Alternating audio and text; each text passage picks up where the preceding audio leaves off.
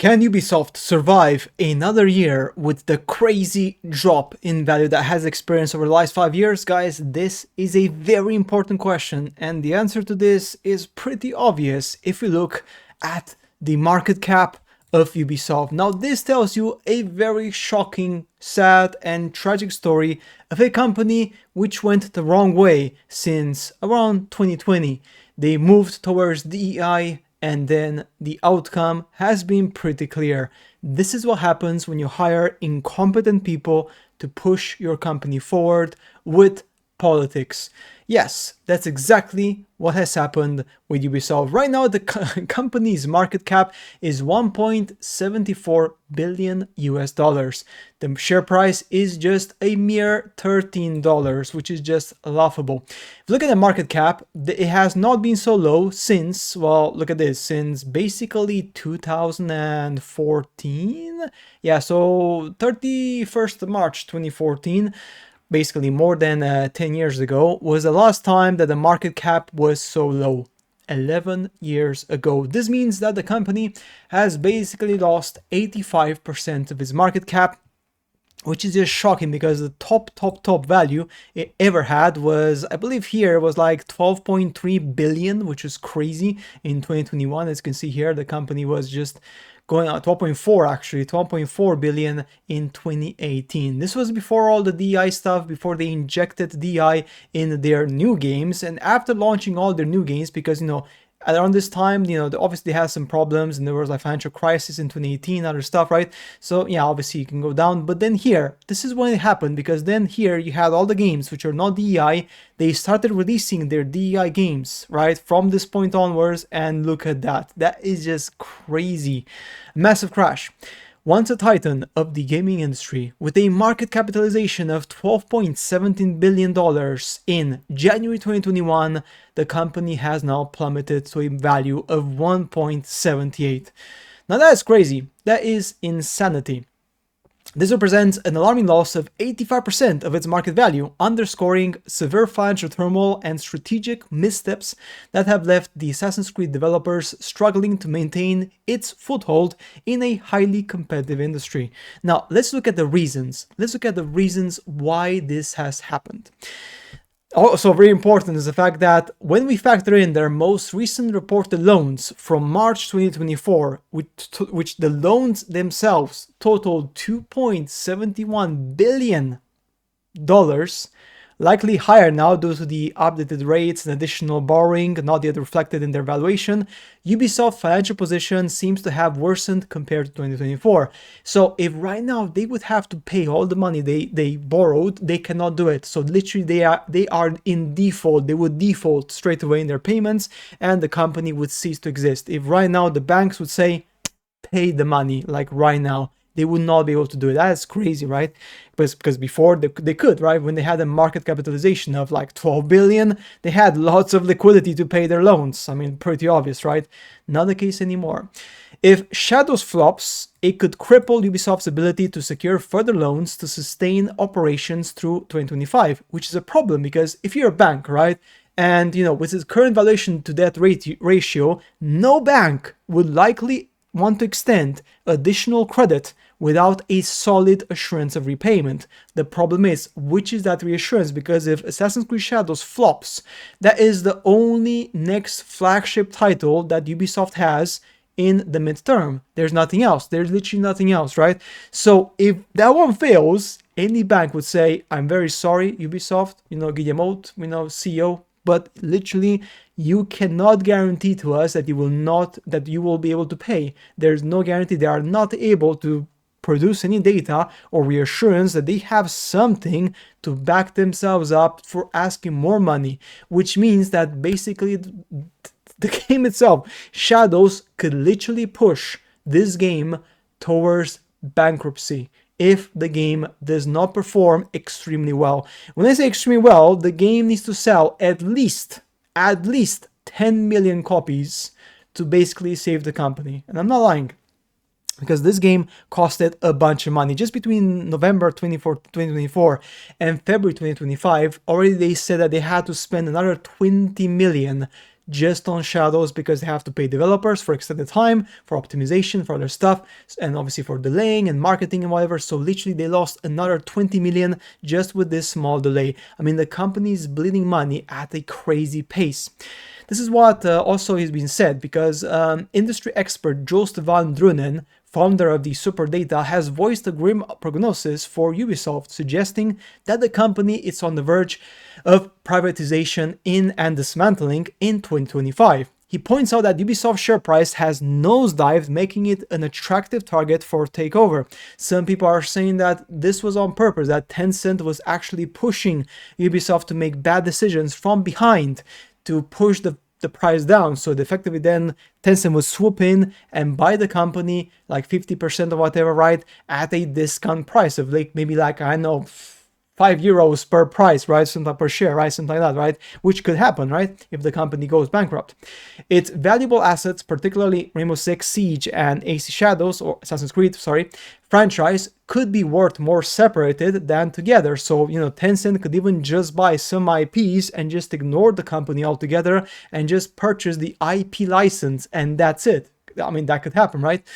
The upcoming Assassin's Creed Shadows faces stiff competition from PlayStation Ghost of Yotei, because if Ghost of Yotei also launches next year in, let's say, spring, I don't think it's going to do it, but anyway, just hypothetically, it would be even worse for AC Shadows to perform, right? Now, Ubisoft's strategic missteps have significantly contributed to the financial decline. Recent games such as Star Wars Outlaws has fallen very short to market expectations, with pre-orders reportedly abysmal and sale figures remaining undisclosed, a red flag for financial instability. The decision to release Outlaws on Steam very shortly after launch, deviating from the exclusive Ubisoft Connect platform strategy used for successful titles such as AC Valhalla, suggests a desperate attempt to salvage sales and improve liquidity, which is still not working, right? Financially, Ubisoft is grappling with mounting debt and declining revenue. Another problem is the staff. Why is that? Additionally, the estimated annual cost of 750 million, more or less, for maintaining 18,666 strong workforce is unsustainable. That's crazy. Remember when Elon Musk went into the office and he fired 80% of the staff at Twitter because most of them were useless, absolutely useless people who would just be there, middle management and managers and leaders who were just basically useless people, lots of bureaucracy. They wouldn't make decisions because they were afraid if they make a mistake, they would be fired. So they would just be like constant logs and backlogs and meetings for a meeting about the meeting for the meeting of the meeting from the next meeting. I mean, that's what happened, right? That's exactly what happened in Twitter, and he fired 80%. Then the shutdown at FX Defiant is not merely a failed launch, but a symptom of a broader problem. Ubisoft's inability to adapt its distribution and development strategies to contemporary demands, and also they don't engage with the players and build a strong community and act on their feedback, because many people complained about XDefiant, and the developers, instead of actually fixing the problems, they just pushed new content hoping that people will forget about the problems, which is not the case, right? Skull and Bones, which reportedly consumed between 650 to 850 million over a freaking decade. The person who approved this and is still working at Ubisoft, they should be fired like yesterday, because that is just crazy. If you create a game and you have to scrap it, the first time you scrap it, you end the project. That's it. Finito. Because if you have to scrap it and start over again, which is what happened because this game was rebooted multiple times, right? If you have to do it once, then that means it's not a good idea. People don't know what they're doing. Just stop. Just stop it. Cut your losses. If you lost 100 million, fine, but don't continue and lose like up to 800 million and amount of money which they will never recover. If they recover at least 50 million from this, that'll be a lot, because more than that, it's just not going to happen. It's just not going to happen, guys. Cultural and ideological overreach has also played a role in Ubisoft's downfall. The company's intense focus on DEI, as we all know it, has alienated a portion of the fan base, right?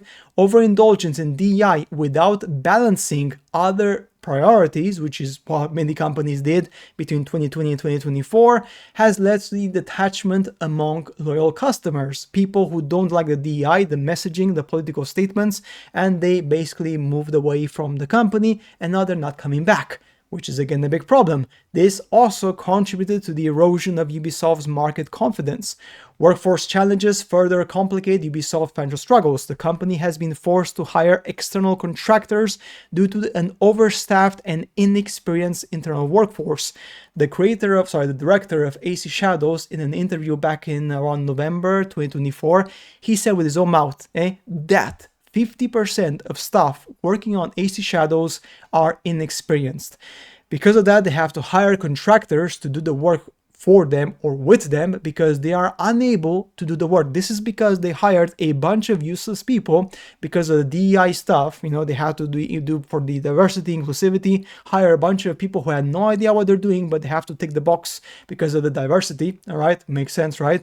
And then these people don't know what they're doing. And then you have a bunch of people who are, it's good for like the loans to get money from BlackRock and Vanguard and whatnot, because you're filling the boxes for the diversity, equity, and inclusion. But then these people who are in the company, they're not doing any proper work because their knowledge is extremely limited, because you hired people based on a specific agenda of inclusion and not about their ability, their merit, and their techniques and knowledge. Because otherwise, if you do it, you will not have 50% of people with little to no experience. That's the problem. And obviously there's more and more problems, but basically, guys, this is the end of the road for Ubisoft, because if AC Shadows does not give Ubisoft a bunch of liquidity, they are not able to pay their loans. And if a company is not able to pay their loans, they cannot take more money from the banks to make more games. If you cannot take more money from the banks to make more games, you can't pay your staff. If you can't pay your staff, you have to fire your staff. You have to fire your staff, you can't make more games. So effectively, it's a downwards hill from here on. If AC Shadows, it will not sell 10 million copies at least, the company will go under in 2025, because that's just the way it goes. That's just the way it goes. The market wants money. If you can't make money, then well, guess what? You're not gonna make anything good. I mean, look at this. This is just crazy, right? Like, it just went in red. Look at this. Look at it. Look at this. This is crazy, right? From 2021, it went in red, red, red, red, red, red. That's crazy, right? I mean, it's insane. Look at this. Look at between 2012 and 2018, all right? This is when it was before the DEI craze, because the DEI craze started around 2019, which is, go here. That's when it started, all these problems. You see here, like the symptoms, then they recovered a bit, but then boom, boom, that's it. Because in this year, they released games which were basically not yet influenced so heavily by DEI, which is why they had this boost, right? But after that, after their DEI-free games stopped being produced and they released DEI-infested games, then we have here the outcome. And this is the outcome, guys. And again, it's not about one thing, it's about many things. It's about strategy, it's about staffing, it's about DEI, it's about agendas, it's about a bunch of things which this company has ignored for literally half a decade, and now they're paying the price. Yeah, and this is what happens when you think you own your customers. For a company, you should never take your customers for granted, because your customers are your gods. If you don't satisfy them, then you literally are working for yourself, which means what the hell are you even doing? Guys, that's it for today's video. As always, see you later in the next video. Bye.